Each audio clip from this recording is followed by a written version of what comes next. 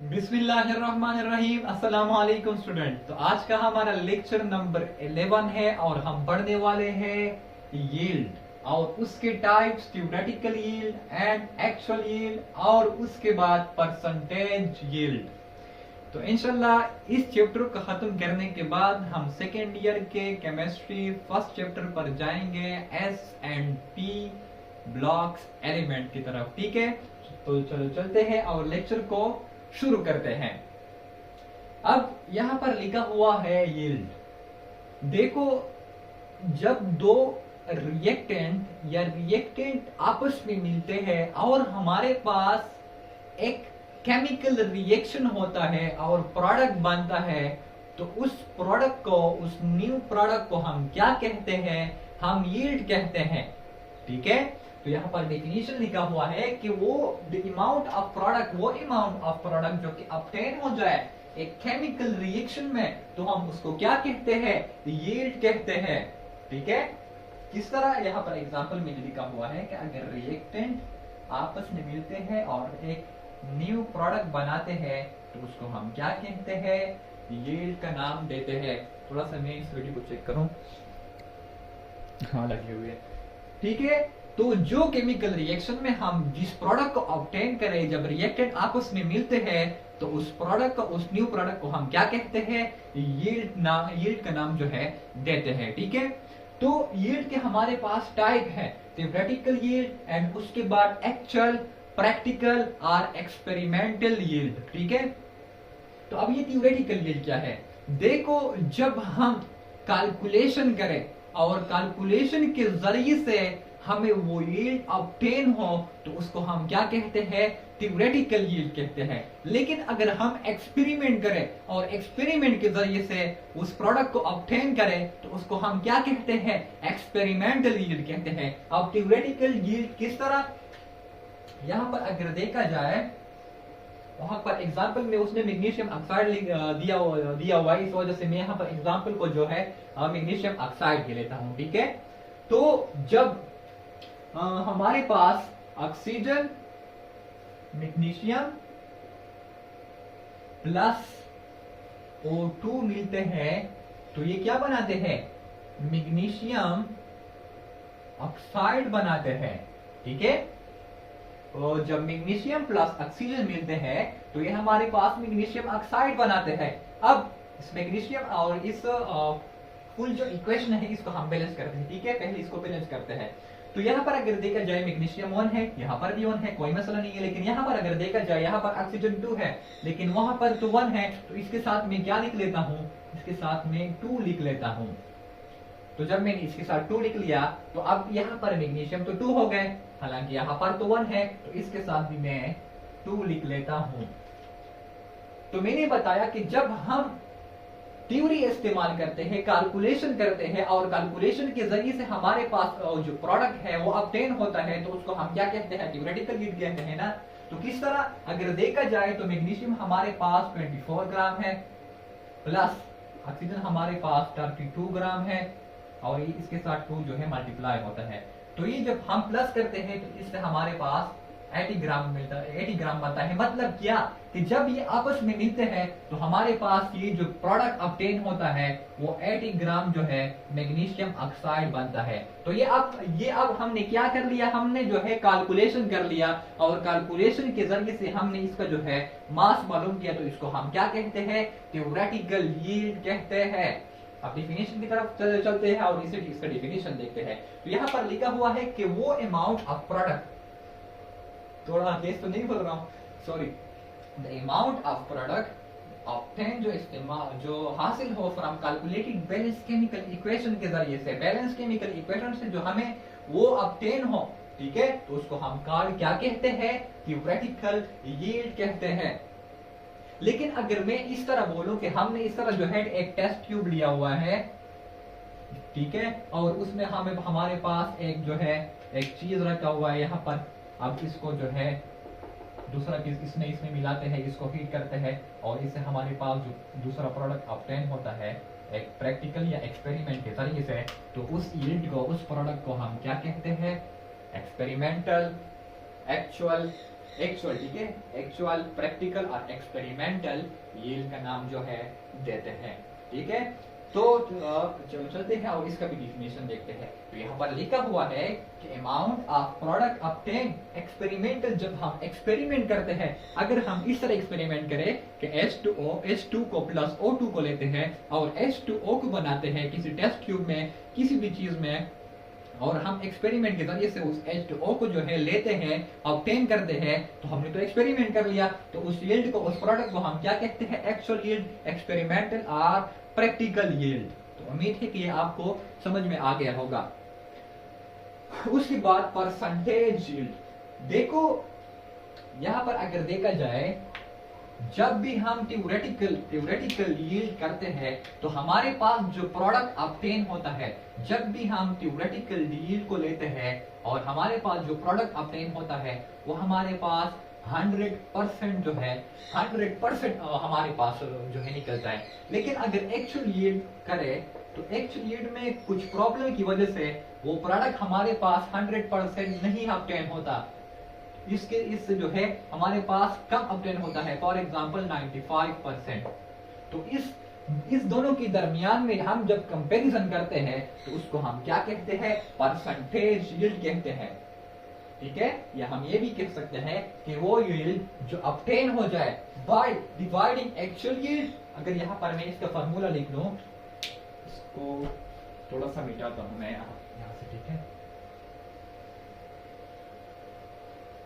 अगर यहाँ पर मैं इसका फार्मूला लिख लूं तो फार्मूला कुछ इस तरह होगा कि percentage yield is equal to actual, से मुराद actual yield divided by theoretical yield multiply by 100, ठीक है।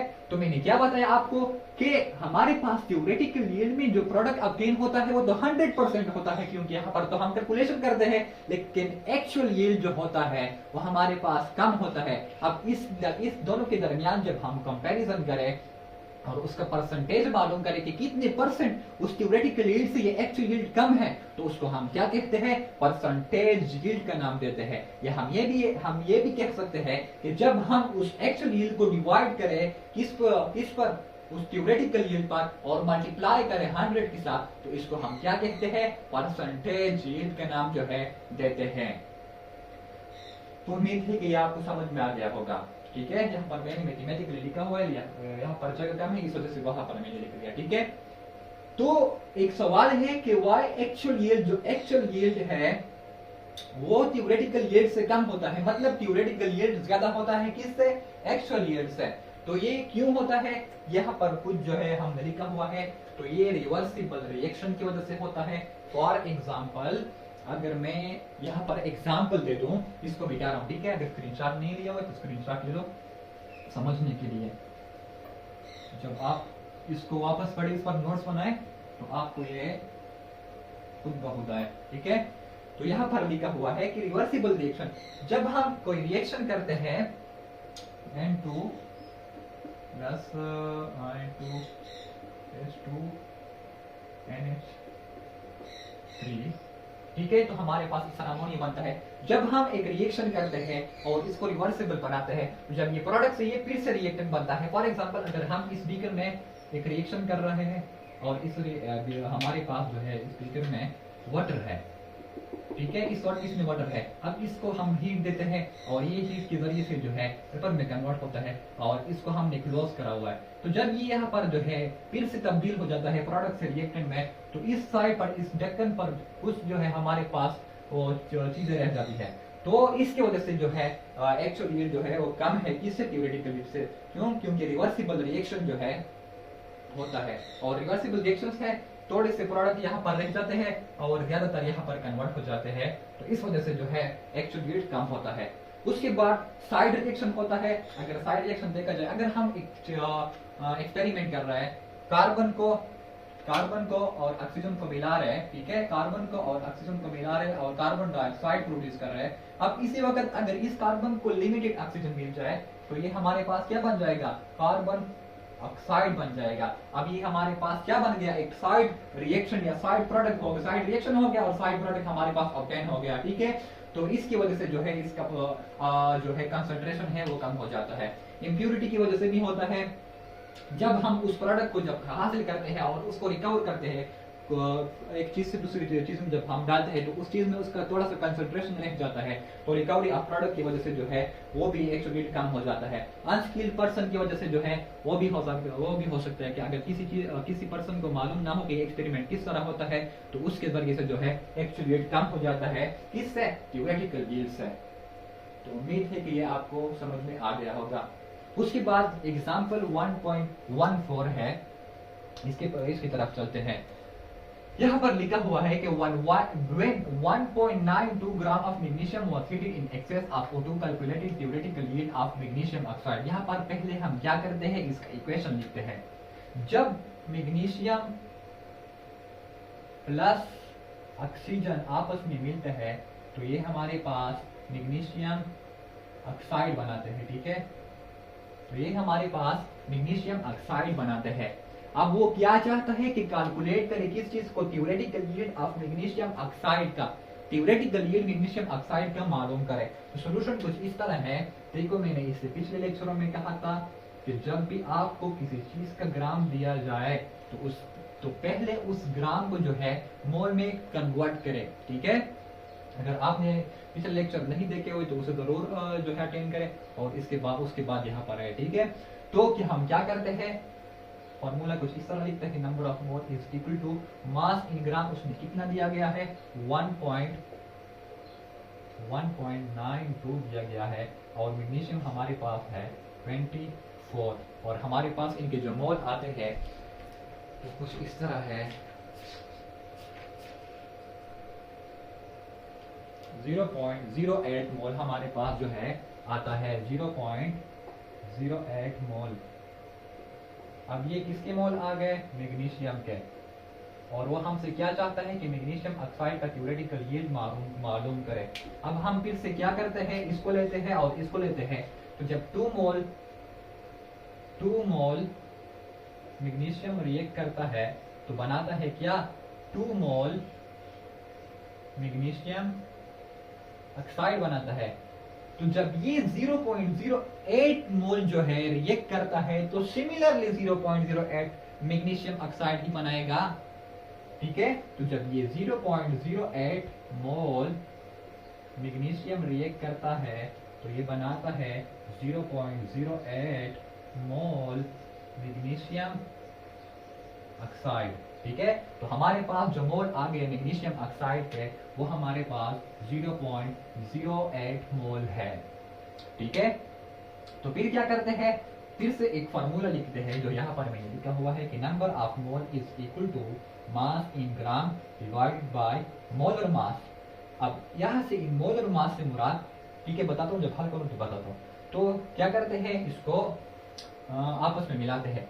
तो हमारे पास मोलर मास और नंबर ऑफ मोल तो मालूम है, हम ये मालूम करते हैं। तो इसको यहाँ से जो है यहाँ पर तब्दील करते हैं तो ये हमारे पास क्या बन जाता है, mass in gram is equal to number of mole हमारे पास 0.08 मोल है मल्टीप्लाई बाय मोलर मास हमारे पास मैग्नीशियम ऑक्साइड का 24 जमा 16 हमारे पास 14 ग्राम पर मोल आता है।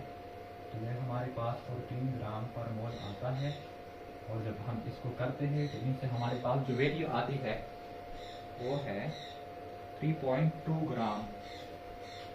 3.2 ग्राम मतलब क्या कि हमारे पास जो theoretical yield of magnesium oxide है वो 3.2 ग्राम है, ठीक है। तो उम्मीद है कि आपको समझ में आ गया होगा किस तरह मैंने किया। उस ग्राम को जो है मैंने उसके मोल पर मास इन ग्राम को जो है मोलर मास पर डिवाइड कर दिया और हमारे पास ये आ गया, ठीक है। और हमने इसको ले लिया और इसके साथ कंपेयर कर लिया और इसी ही मोल का मैग्नीशियम ऑक्साइड को उसके में मोलर मास के साथ मल्टीप्लाई कर लिया और हमारे पास इसका थ्योरेटिकल यील्ड जो है मालूम हो गया। तो उम्मीद है कि आपको समझ में आ गया होगा। उसके बाद एग्जाम्पल दूसरा है, जब ये कह रहा है कि हीटिंग 24.8 ग्राम ऑफ CuCO3, ठीक है, in aggregate produce on 13.9 gram of carbon और copper oxide, what is percentage of copper oxide. तो यहाँ पर अगर देखा जाए जब हम CuCO3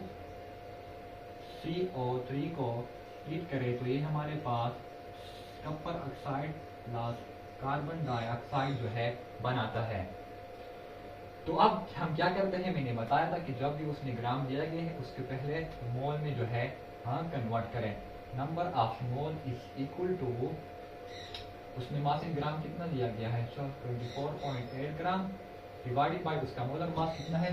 अगर कपर देखा जाए तो 64 है, प्लस कार्बन 12 है, प्लस जब हम इसके साथ 16 को 3 के साथ मल्टीप्लाई करते हैं तो 48 बनता है। शायद ये 124 हो, हाँ ये 124 है। तो हम 24.8 को इस पर 124 पर डिवाइड करते हैं और हमारे पास जो आंसर आता है वो है 0.2। मतलब कि हमारे पास 0.2 कपर कार्बोनेट का हमारे पास 0.2 मोल आ गया है। और वो क्या चाहता है कि percentage yield of copper oxide का परसेंटेज यील्ड मालूम करें।